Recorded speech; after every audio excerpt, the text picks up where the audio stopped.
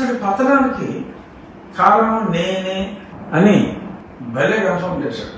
ఎందుకంటే ఒక చిన్న మ్యాటర్, ఒక 15-20 మ్యాటర్లతో కలగలిపిన ఒక మ్యాటర్, ఒక కామన్ జడ్జిమెంట్లో ఆ బొమ్మ వేసి, తొలి పేజీలో వేసి, లోపల పేజీలో మళ్ళీ వేసి, అంత స్పేస్ నాకు ఇచ్చేసింటారా? మళ్ళీ ఏమంటున్నారు బాబు నీకు నా మీద? ఏదైనా ఈ పతనానికి కారకుడిని నేనే అని చెప్పి యావత్ తెలుగు జాతికి ప్రూవ్ చేసినందుకు డెఫినెట్గా సంతోషం.